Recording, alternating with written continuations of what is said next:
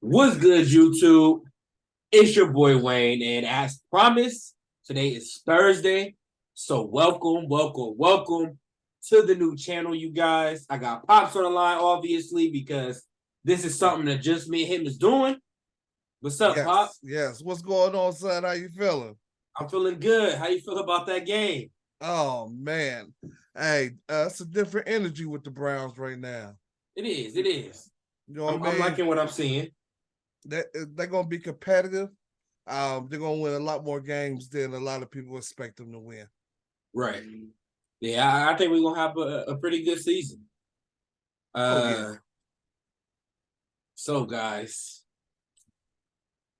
We just gonna be talking about random stuff, especially this week. It's kind of a welcome. We really didn't put together a blueprint for this because we just wanted it to come true and authentic. That's Oh, what we do. natural. Yeah. Yeah. So we just gonna shoot the shit. And don't forget, like, comment, subscribe, smash that notification bell. If you follow any of the other channels, I appreciate you. If you came from any of the other channels, I appreciate you, whether that's the Browns of Columbus, the Ford family, the Four Family or the Four Kids Playhouse. Uh, we welcome everybody. Yeah. Everybody that Welcome. wants Welcome. to just just talk, just listen. If y'all got any questions, or if y'all have any questions y'all want me to ask Dad or Dad to ask me, comment down below. Comment Yeah, down because below. Go ahead. we want to let them know that the premise of this, podcast is that it's two generations coming together having conversation. So it's a lot of times that a lot of father and sons can have that open dialect, and we want to welcome or have this platform for them to ask questions. Like you said, whether it be a son want to ask his dad something, his dad want to ask his son something, getting feedback from two generations here. You know what I mean? Right. And just advice. I mean, if y'all guys need any advice, y'all can get two different takes or maybe two of the same takes. We don't always agree on everything. And that's kind of what makes what we do unique. Right, right. So we talk about everything, but we don't always agree. But we know how to address it with each other to where either we want to agree or disagree, or we just gonna hear each other's side and be like, okay, I can agree with parts of this, or I can agree with this and X, Y, and Z. But there's no static. There's nothing but good energy and good vibes here. So Right, right. that that's what we're here for. Like I said, you guys can comment down below. You can DM me. Um, my Instagram is at Third Gen. That'll be tagged into the description box. Dad's Instagram will be down there. Um, just don't hit me up on Facebook. Honestly, hit me up on Instagram. Or just comment down below, you guys. So, uh, let's get into it. Like I said, we don't even know what we're talking about tonight. Oh, yeah. Well, we started off talking about sports, but this is going to be, something wide open. Matter of fact, let's start it off like this. Let me get your take on the Montgomery brawl. It was a sight to see. It was a sight to see. I enjoyed it. I thoroughly enjoyed it. I'm gonna be careful with some of the things that I say on this here platform, you guys, because I don't want to get canceled before I get started. But Right. but I can respect it. I can respect it. There was a lot to unpack in such a short video Yes, it because I was. mean you got one guy who, and I'm not even gonna give out because I'm still working on the video that we talked about that I still got to drop, so I can't Okay. I can't throw all of that out. But you had the guy that basically threw his hat in the air, like, all right, we the Avengers, what's up? Where my people at? And not only did he throw it in the air, but he proceeded to go to the boat, hook it up to the dock to let everybody off. Like, all right, my backup here, let's go get him. You got the 16-year-old that swam across water that got gators in it just to help. I mean, I don't know too many 16-year-olds. Right. But all in all, moral wise, we done taking it, right? I mean, that's what it boiled down to. You can't just keep throwing that shit. You can't lob them stones.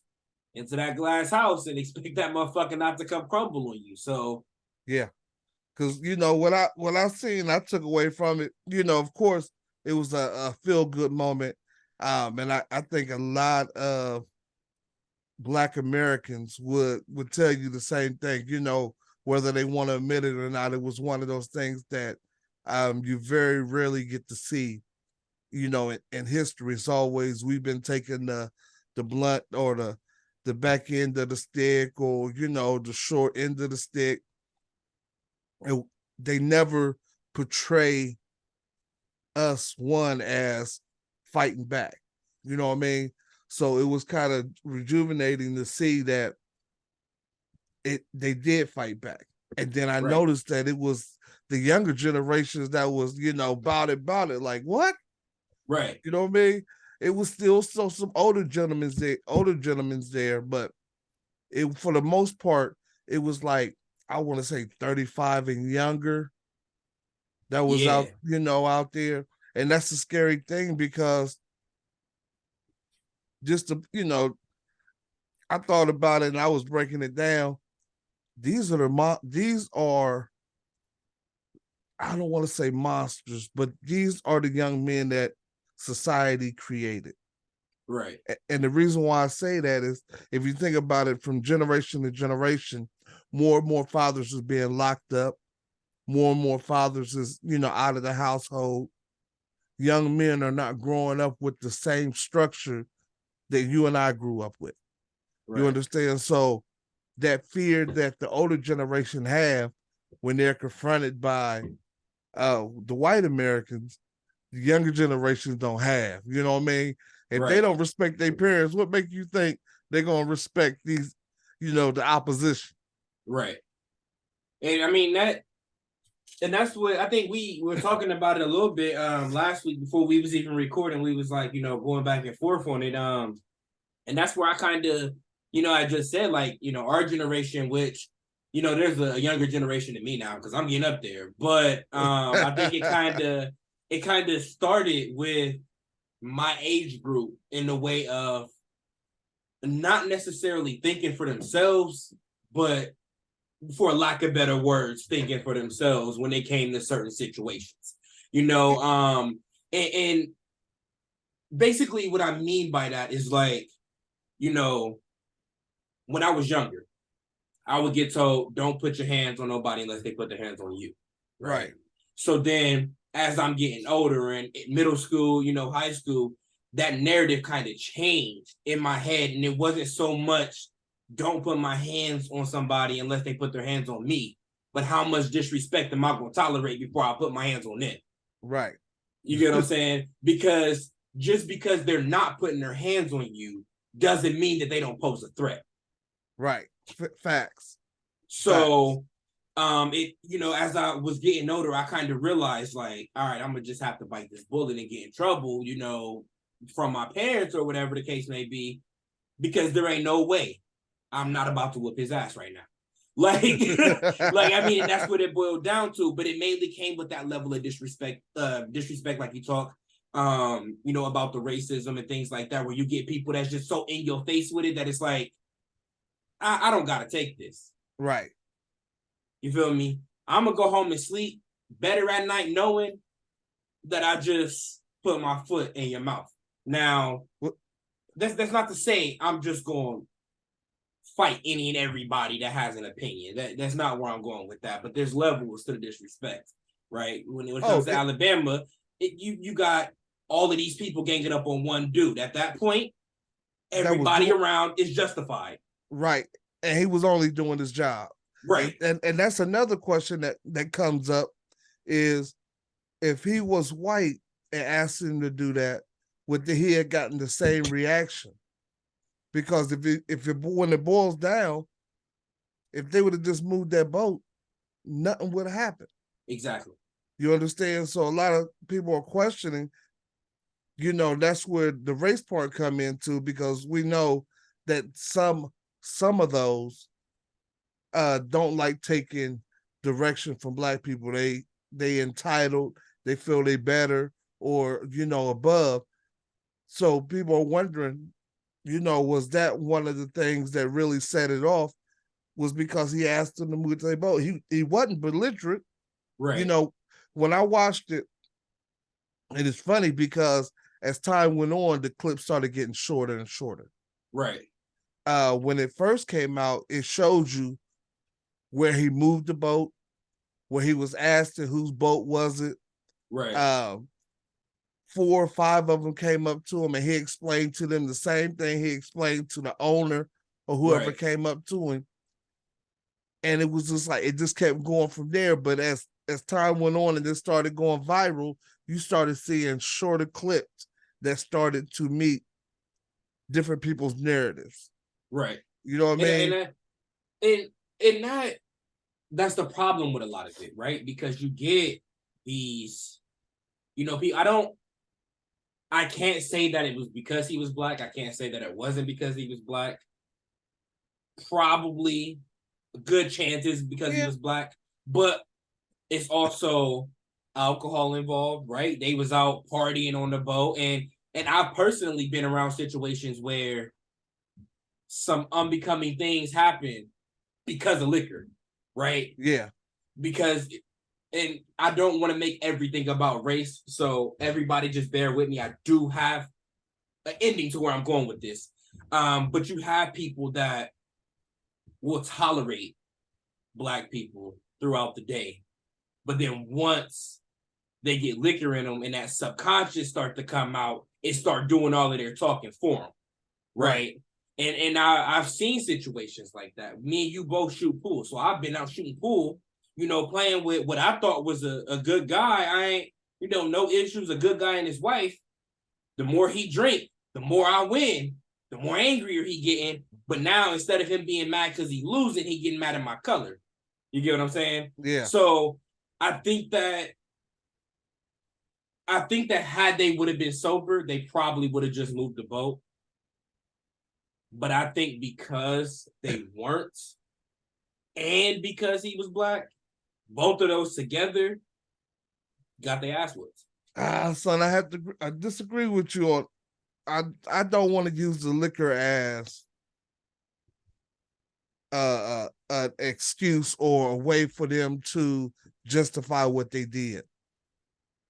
Because what's happening nowadays in society is that we don't deal with the truth of it all. You know what I mean? To sit here and say you don't want to say it wasn't because race. We live in a different world until they stop calling us African Americans and start calling us Americans. A lot of white people are not going to see us as anything other than visitors here, even though we was born and raised here. Right. You know what I mean? So many times, and this is because society has set this blueprint in motion.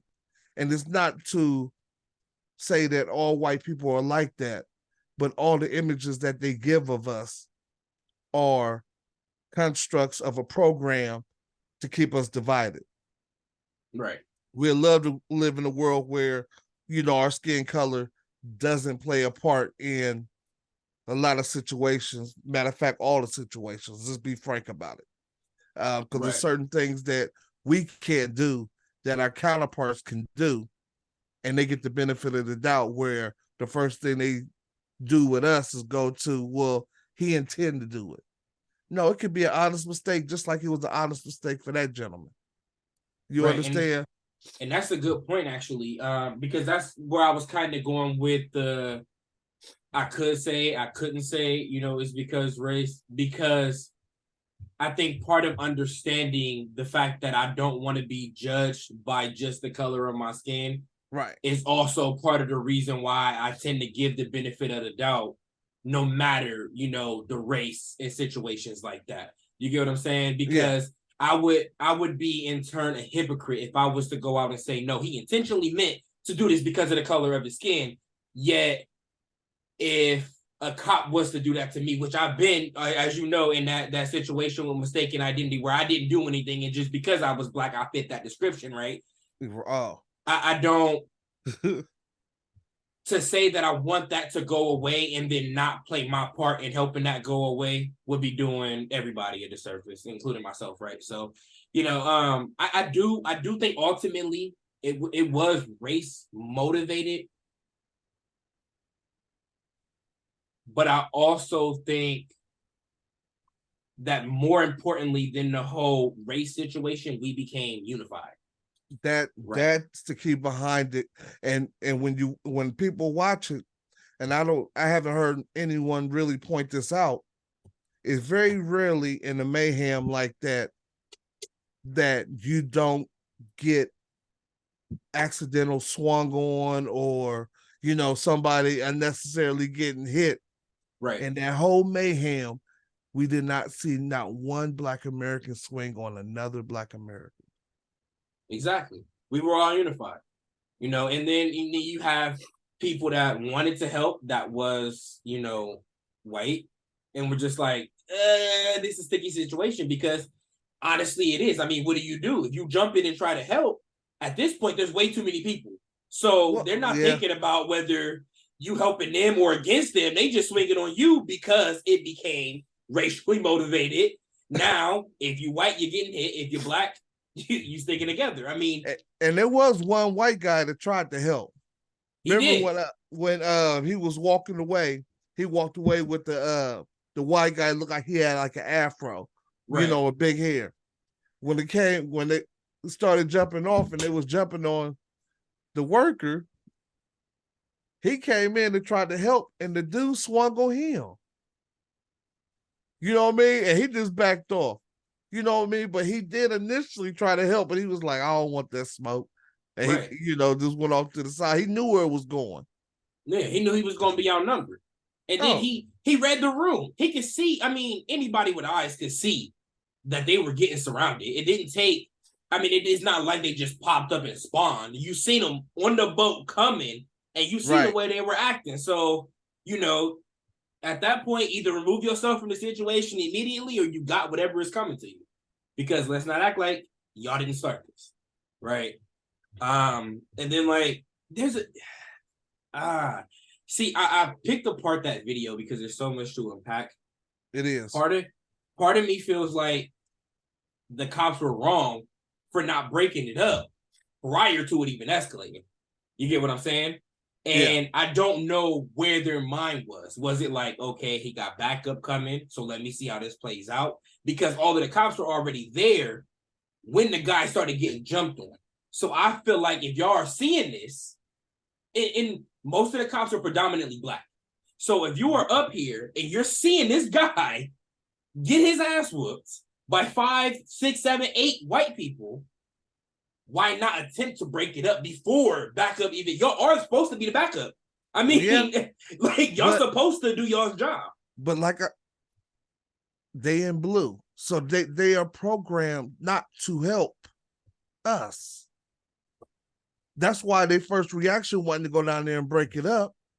They was thinking, well, how can I break it up? White people, white against Black. Now, if it was Blacks beating on the white guy, they would have ran down there and broke it up. You understand? But since it was vice versa, they didn't know. You know what I mean? But then you got the flip, because then once the Avengers arrived and took over, they still didn't do anything. So at that point, was they just like, okay, I'm Black again? Or was it like, well, shit, now I'm outnumbered, so I can't do nothing? Or because even notice when they did arrest the guy with the chair, he didn't put up a fight. And none of the other Black people even jumped on the cop for trying. I mean, they were talking to him like, yo, everybody, but everybody unified. And then he kind of went over that line when he started, WWEing people with that chair. But when did he go over the line? Was it when he hit the white guy in the head 4 times? No, that was justified. Because that white guy was actively fighting back, right? So I mean, he using an active fight. The lady was just sitting there. Like at that point, she had already been beat up, so she surrendered, and she was just sitting up against the pole, like, I'm done. You feel me? And he just seen another white person on the ground and came in, boom. And it's just like, And And that's the moment when people was like, oh, he went too far. Other than yeah, that, yeah, and that's where he went too far. They was laughing and joking about the whole thing, but that one element right there, and all he seen was red. Right. I'll guarantee you that man blacked out Yeah, because he was blacked out. way he was swinging that chair, he didn't miss not one mark at all. Every time he swung, you can hear it. I mean, you can just ding, ding, but I think prior to him being, blacked out is like, okay, he's done. Let me find the next one. But what he didn't know is that she was already done because I mean, it was like 6, 7 people over there beating her, right? So, that's where everybody was like, all right, it's done. That's when the cops actually stepped in, put him in cuffs, whatever the case may be. All in all, I mean, I enjoyed it. I enjoyed the way we stuck together, and I tend not to try to make, everything about race and stuff like that, but this particular situation, it was. So, I mean, I enjoyed it. I like watching people get thrown in the water. Yeah. Because, I was watching, I'm like, oh, there's water right here. Somebody throw them in there, but then I didn't know at the time that it was alligators in the water, so. Now, I'm going to tell you the funniest part was the two white guys that walked up like they were going to do something, then they turned around and started walking up. Yeah, by the tunnel. It was like a little tunnel. They had walked out and they seen everything going on. They turned around, but then by that time they was already spotted. Oh, so yeah, yeah, they was already spotted because everybody that was on the boat sat out there and watched everything that was going on, so they knew who was involved. You notice when they got off, they went straight to the people that was on the boat. Like, nah, y'all ain't gonna sit here and play like y'all ain't had nothing to do with it. Right. They got on the boat and tried to take off, and you got, man, it was a lot. It was a lot. Nah, at first they ain't trying to take off. They just sat there like they didn't do nothing. They ain't try to take off until they got confronted. When they got confronted, then they was like, oh yeah, it's time to go. Before they was thinking that they was just gonna walk by him like, oh, they didn't do nothing. Nah, everybody that was on that boat seeing who was involved, and they was, it was like they had a memory or a vision of who they was because they went straight for those people first. Right. You know what I mean? It was crazy. I just wonder, one, since we're seeing that we can unify in that environment, is it going to move forward? You know what I mean? Are we going to be able to, unify? It's not going to happen overnight. I'm not going to be dumb and think that it is, but could that be a moment that will, put our people in a situation or think differently about unifying? I think on our end, yes. I think on their end, no. I think we're naturally wired to be unified when it matters. Yeah. It's easy to build on that, to just have, I guess, to making everybody more secure in who they are so they can always be unified. I think it's easier to overcome any obstacles that way because we're already geared that way. Whether we get into it or not, at the end of the day, with situations like this, we're going to stick together. You get what I'm saying? So on our end, I think that in this lifetime, we'll see us be more unified. And that means just generations, younger generations to older generations of Black men and women. As far as I don't even think, as good as it was for our community, I don't think it's going to change anything when it comes to the racism in the world. I think they're outnumbered way too much. And until, it sucks to say, and people are going to crucify me for this, but until the older generation dies, it's going to be there.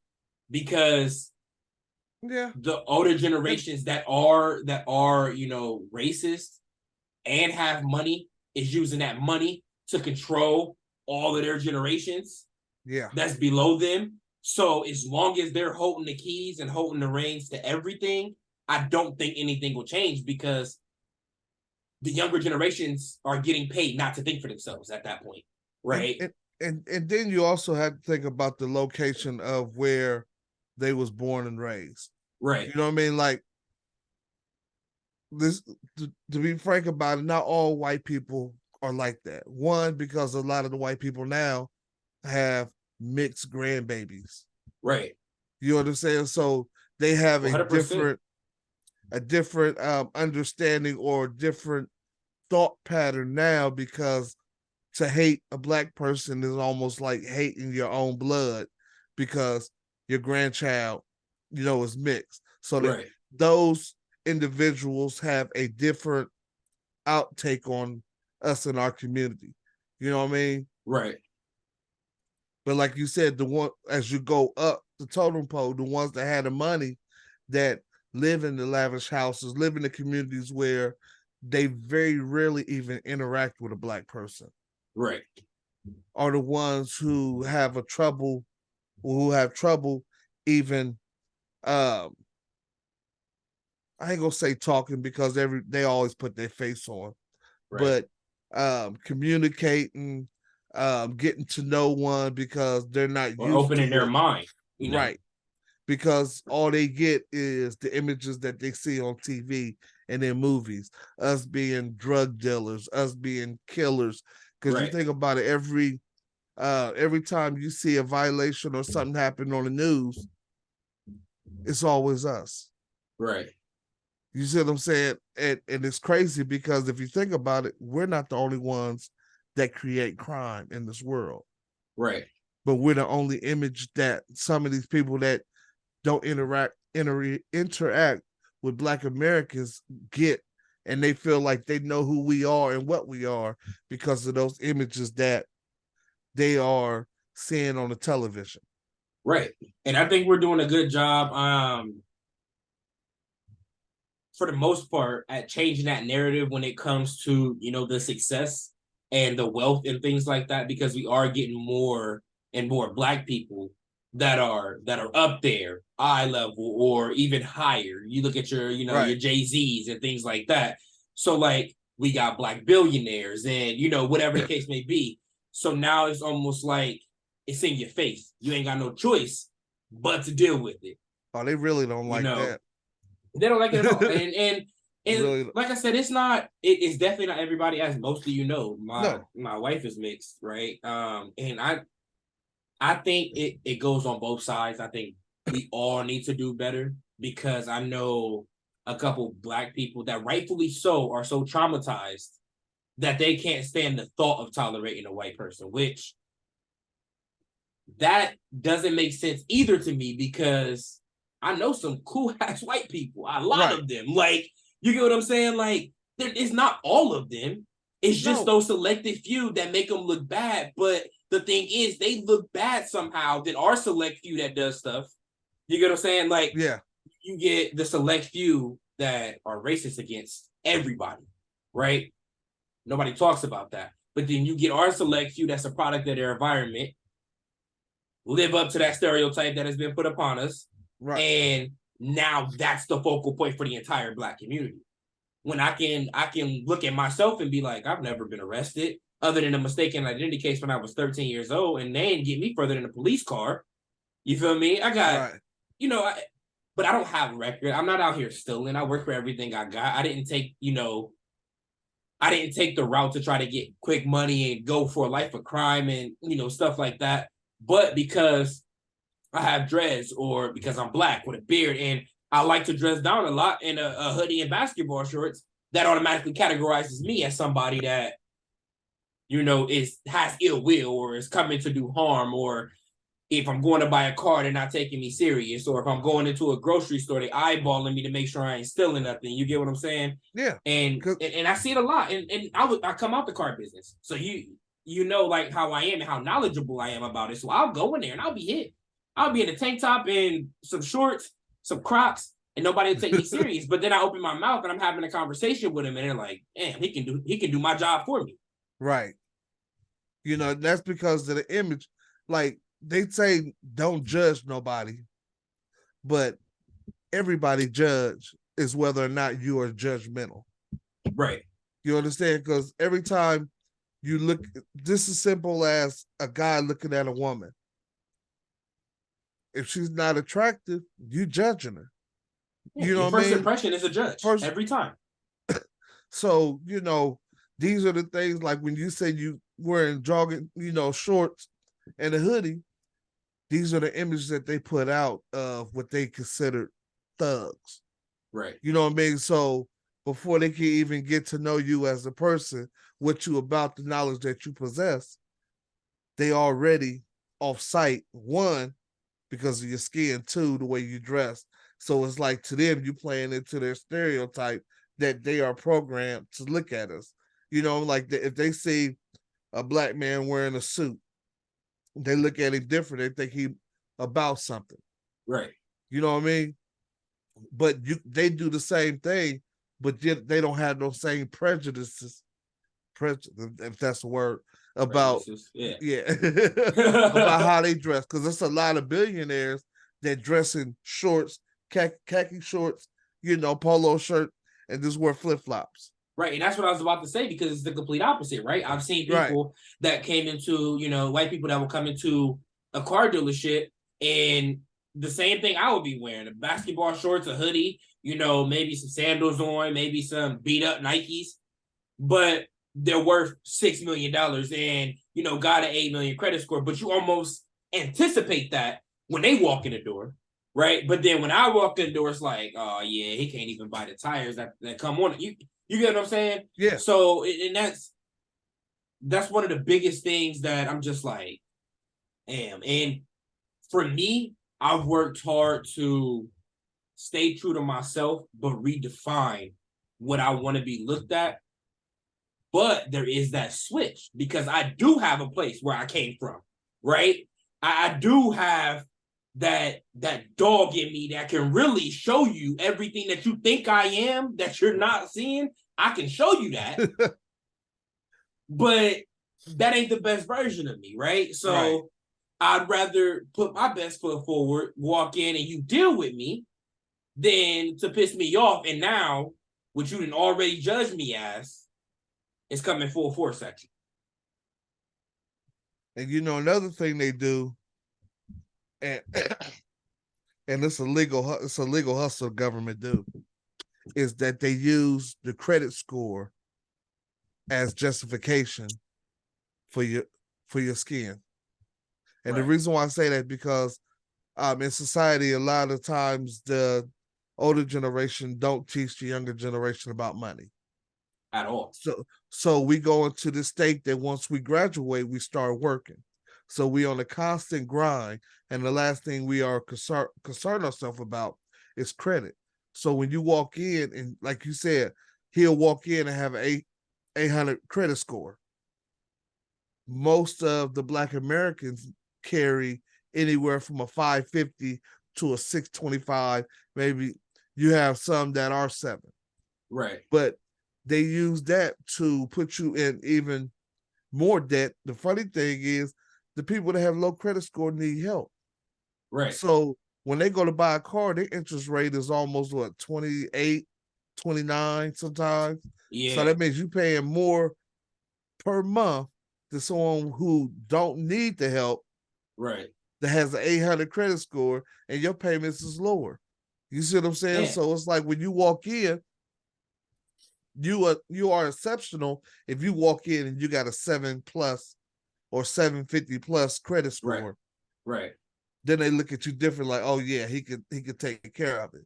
But most Black Americans credit score is low because we don't tend to manage money the same way. Things in society is set up that you're paying more. So once you get into that rut when you fall behind and your credit score is low, now get yourself out of the hole is even harder. Right. And a lot of it I feel like is, I guess it would be my grandparents' generation, right? Because I know, well, at least for my grandparents, all of them got decent credit scores, right? Right. They all worked, they all retired, they all got good credit scores. But then I don't know where the disconnect was going into your generation and then into our generation, because it was like they made sure they was good. They told you what not to do, but and not they really sent you on your way. right? And then now you got to determine, I know I'm not supposed to do this, but what am I supposed to do? Well, see, Right? a lot of it is that like my mom and the generation before, one, a man could work a full-time job and was able to provide for, let's say, anywhere from 3 to 5 kids Right. on one income, because housing was low, clothes that was passed down, and the men used to go out, fish, hunt, so we didn't spend a lot of money in the grocery stores. Right. See, now we're in the situation now where if we go to eat, we don't have gardens. A lot of our men no longer fish. We don't hunt. So we at the mercy of the government. So if you notice that now it takes 2 parents to work to survive, whereas 30, 40, I say about 50 to 75 years ago, things wasn't so high, inflation wasn't so high, so you could be that provider. You know what I mean? Right. But nowadays, like we got to pay insurance, cell phone bills. We didn't have cell phones back then. You know what I mean? So they didn't have to worry about, they was living a simpler life, and they wasn't at the mercy of the government the way we are with everything that we have to pay out. For sure. And that plays, a gigantic part. And I don't think that I think it's a mix. Honestly, I think they didn't teach enough. And then your generation was that first generation that was kind of like, all right, technology coming up. So now we moving different, right? Because the older generation is like, you got your house phone, you got your TV. Those Right? was luxuries. Yeah, exactly. that's and then I guess all you really had to finance was your houses, your house, right? And your car. But cars were cheap. So it's like, And okay, I can finance this, $5, $6, $7,000. It's a brand new car versus this $50,000 car in today's time being, brand new. yeah, and even back then, you wasn't required to have insurance. Right. So think now, not only you making a car payment, but now you paying insurance every month. And if you don't pay insurance, they take your license so you can't drive. See, back then, the only thing they had to pay, they didn't, like I said, they grew their food, they went hunted, so they was freezing food. That right there was, enough savings right there. Right. The house, they didn't really didn't have a phone. If they did, the phone wasn't that much because there was only one at the house. Right. So you think about now, you got 4 or 5 people in the house, everybody got a cell phone. That's another bill. Right. And you paying 300, 350 easily, for all of that. But then you got your cable, which is now going away. So now you got streaming services, yes. You got your Netflix, you got your internet, because now you got to be able. So and they didn't have those things. TV was free. Exactly. So I feel like it was a little bit easier to build your credit up, but then it also made them into that mindset where I don't got nothing to do anyways. We're going to go to work, we're going to come home, and we're going to do this for 50 years until we retire. Right. Right. And now I guess where I ran into a situation that when I turned 18 is that my grandmother would give me none of the game as far as like the credit situation. I kind of had to figure that out myself. My grandmother on my mom's side, right? And the problem with that is I don't plan on working at a job or, like I plan on running my own thing and building my own thing. Right. What her mindset is I'll teach you about this, but this is where I want you to apply. And then I want you to pour into your 401k and stay there until you retire. That doesn't work for me. No, right? Don't work. Because I feel like what's retirement age now? 50s, 60s? No. 65? 62 or 65. Um, So and they're you know, getting ready to move it back to I think 67 in the next couple of years. yeah. So 67 is wild for starters. That's absolutely insane. But in my head, it's like, okay, do you know how much time when you like, even if you're not good at math, 5 days a week, 40 hours a week, just to pay your bills at a somewhat decent job. You get 2 days off a week, maybe a week of vacation a year, and you got to do that until you're 65 years old, right? So you get it's 52 weeks, so 52 times 2, that's 104. That's 104 days plus your 7 days off. You get 100 and what's that? 111. 111 days off a year for 65 years, where they dictate how much they pay you. You still got to pay your taxes. But if you want anything extra, you either need a side hustle or you need overtime. Which now that 111 days that you thought you was getting off in a year is now, let's say you work every Saturday, cut that in half. Now you back at 50 days out of 365 days in a year. You get a little bit over a month off, broken up out of 12 months for 65 years. A lot of people don't think of it like that. One, because they don't have a blueprint or someone to show them a different way. Right? Right. Like as long as you've been born, you know me to hold a job and have my own record label. Right. You see what I'm saying? So you knew the difference between working and having your own, the freedom. But the way society got it designed is you go to school for 12 years. Right? Right. Once you graduate, you trade your teacher in for a supervisor.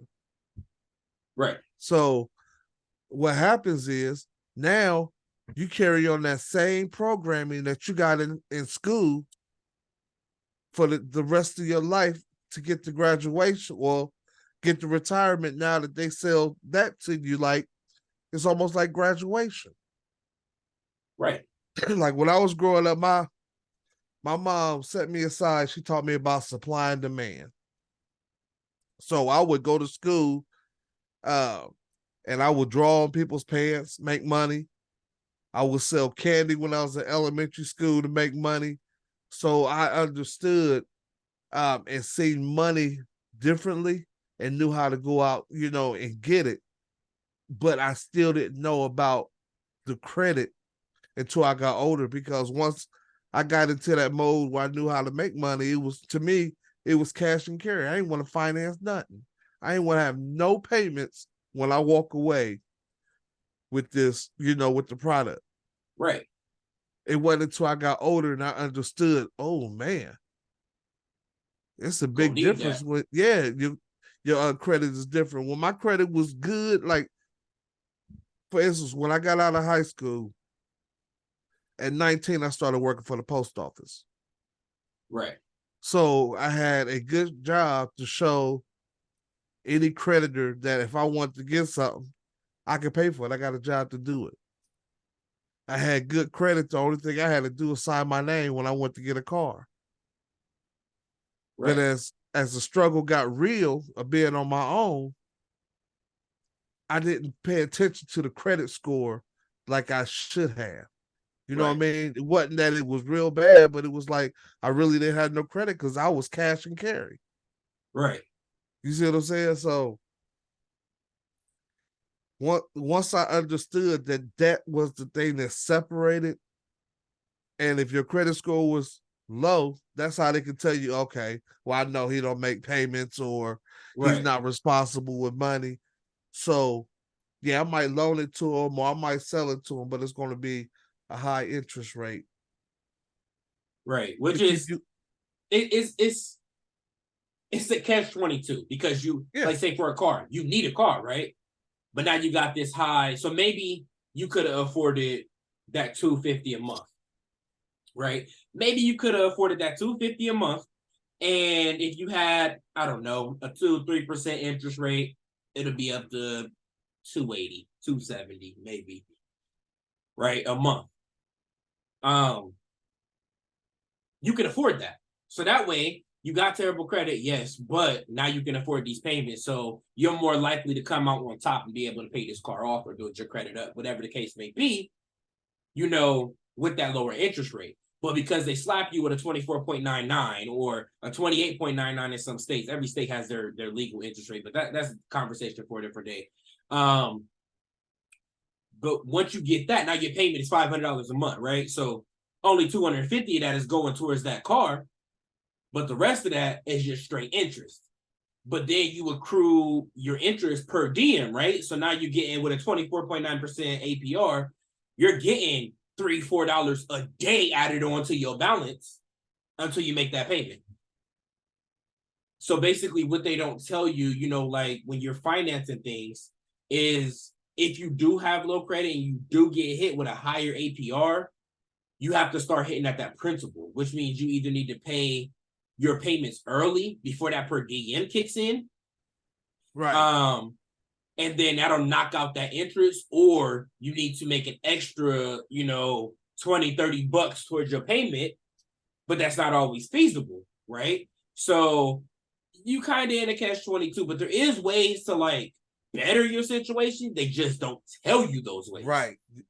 You get what I'm saying? So that's why I kind of broke it down to the point where if you have a 24.99, make your payment early or make extra payments as you can, because that'll knock out the principal and you won't have to worry about that interest as much, right? Because when you finance a car for 72 months, that's 6 years. I'm gonna say it's 6 years. The first 3 years is straight interest. All of your payments is going to interest because of how high your interest rate is. Right. So if your car breaks down in 3 years and you're like, okay, I've been paying my payments on time for 3 years, let me go ahead and trade this in. You severely upside down because you only been paying interest on the car. You still owe more than what you bought the car for 3 years ago. You feel what I'm saying? Like if you bought it for 14 grand, you paid 3 years on it, you probably still owe 18 grand. But your car is depreciating in value. So now it's only worth 3 grand, 2 grand. So now what are we going to do with the rest of that 16 grand that you owe? You got to roll it over into your new loan. But now, because you're trying to finance a car with 18,000 of overhead on top of it, that's another excuse to raise your interest rate up. So your credit might have got better. It may not be a 24.9, but it ain't going to be a 3. It's still going to be a 13 to 15 because now your loan to value ratio is too high.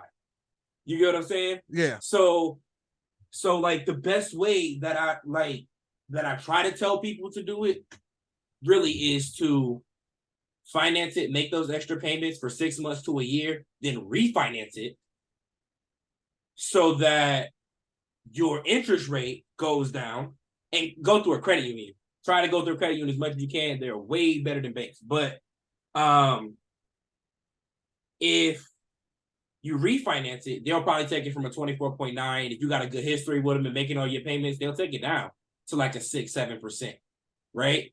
And then sit on that for another 6 months while you're knocking at that principal now because your interest rate is low, and then trade it in. Because now when you trade it in, you didn't pay it on that, on that principal. Now you owe less. So even if you do have to roll over a little bit of negative equity, it takes it from like 16 grand to like, I don't know, 3 or 4 grand, which is a heck of a lot easier to roll onto, because you can talk yourself out of that. You can tell them to waive your dealer costs, and that just covers your negative equity. Now you get a good interest rate. And see, a lot of people don't know that. See, since you have been selling cars, that's inside knowledge that a lot of our people can use. You know what I mean? Right. They might not be able to apply it or understand it because they haven't been taught it. Right. You see what I'm saying? Because what happens is when people with high interest rate get a vehicle, they will make the bare minimum payment for, if it's a 6-year loan, 6 years. Right. And they even got it in some of the contracts that you sign for a vehicle. Say you come up on some money and try to pay it off. They won't even work with you on the payoff. Right. It's like a hard number to make sure that they're going to get everything you signed for. It used to be a time where, say you owe $5,000. Right. And you tell them, look, I got $35 cash to cash it out. They will work with you. Nowadays, a lot of these companies won't even do that. And I'll tell you why. They don't do it because of how much money they make off of the banks. The banks are keeping them in business, right? And this is another thing that a lot of people don't know. And if anybody got questions, because I'm not going to turn into a whole learning lesson on how to buy cars, but if anybody got any questions, or if they want us to sit down and do a video specific for that, we will. I don't have no problem talking about it. But dealerships have floor plans. So typically, if you're like a Chevy dealership owner or a Ford dealership owner, you're more so the CEO. Okay. But not the full owner, right? You can't LLC a Chevy dealership because it's a franchise. Right. So you own the dealership, yes, but how did you pay for that dealership? Did you decide that you were going to pay for all of your inventory out of pocket, which a lot of people can't afford to do? So then they go to a bank and then they make that bank their floor plan. So take Ally Financial for example. Throughout all 50 states, they have the vast majority of the Chevy and Ford and Honda dealerships as floor plans. What that means is, as an umbrella, they finance or they pay for all of the inventory that's on the dealership. What that means for a dealership is you have to send them so many applications a month, right? So when you do your soft pull, you can kind of see where somebody's credit score is, and then you know who to send them off to or who has a more likelihood to pick them up. Right. When you have a floor plan, you have to send them a certain amount of deals a month. So what dealerships don't tell you is you may have had a better interest rate with a credit union that they sent it to, but because they need to hit their numbers with their floor plan, they'll make them the lender, right? So say they have, so like say Ally came in and they're like, I'll give them a 7%, but you can hold a little bit. So let's say I'll give them a 7%. But if you want to get your kickback, you might want to give it to them at a 9%. Right. And then say, I don't know, one popular here is Kimba. So say Kimba comes in and they're like, we come in at 1.99 or 2.99, but it's the last day of the month and you got to send one more deal to Ally, or you get fined. Right? They're going to be like, you know what? We're going to send this one to Ally. So now instead of paying your 2% interest rate on the car that you just bought, you're paying 9% because they had an obligation to send X amount of deals to who they were going through. You get what I'm saying? Wow, the plot thickens. Yeah, so and this is a lot of stuff that like, and I pick people's brains. That's what I did in the dealership because I was like, one day I'm gonna own a dealership. Like that's where I see myself, my YouTube, right? And I want to own a dealership. There's a lot of things that I want to do. My YouTube is going to be, my dream. That's what I want to do. But that's also more a hobby to me because I love doing it. But everybody who knows me knows I love cars. So I get into a dealership and I ask all these questions, right? And when I found out about the floor plans, every dealership I went to, I started asking, who's your floor plan through? And it's always Ally, right? So Ally owns every single one of those cars. That's why it takes so long to get the titles. You have to send the information to Ally. They have to release the title. You got to add the name and change it into BMV, then wait for it to come in and then mail it out to the person that bought a car. That's why it takes 28 to 30 days. That's why now Ohio has 45-day titles, because when COVID hit, the banks weren't open as much. So they couldn't get everything done in 30 days. So then you got people running out here with expired plates. They couldn't get the titles off quick enough. But they send auditors. So Ally will send somebody into the dealership to make sure before it's even built. Let's start there. Before it's even built, they get to tell you what kind of building, how big it has to be, what the layout has to be, the colors of it. And then Ally controls all of that because they're financing. You basically got a loan to finance this dealership to give people loans to buy for the dealership. So the owners never really own it, I guess you can say, unless they got enough bread to just kick out for all of their cars. And you'll typically know them dealers. You'll typically know when you hit one of them dealers because those are the dealers that'll be like, yeah, I'll take 10 grand off of MSRP. It's been here for a minute. I'm tired of sitting on it. Take it. You get what I'm Huh. saying? Because they own their cars. They have no obligation to make that money back from a floor plan or send them so many, or they Right. cap you at what you can sell it for and what you can't. And then they do stuff like, and this is why they don't like cash buyers anymore. Have you ever noticed if you was looking at a car, they'll be like, the amount is this. This is your MSRP. But then you get $1,000 discount for financing, $1,000 down payment match, and shit like that. Yeah. That's because when you do that and you send that over to any of the banks that you're qualified to work with, they give you a kickback. They're paying that $1,000 out of their profit. You get what I'm saying? So, like, Right. say they made 10 grand on this car, they can afford to take $1,000 off of this car because they still gonna make it back.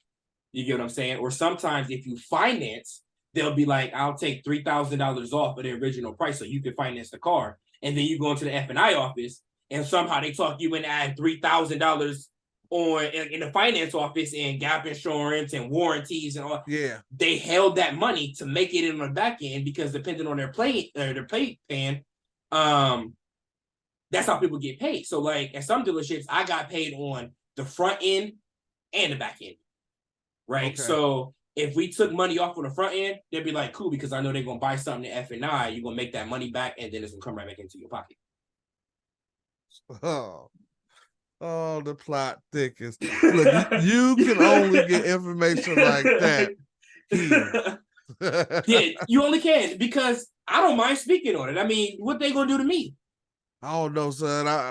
I got some people watching your house anyway, because the information that you just gave them, boy, they gonna put a hit out on you.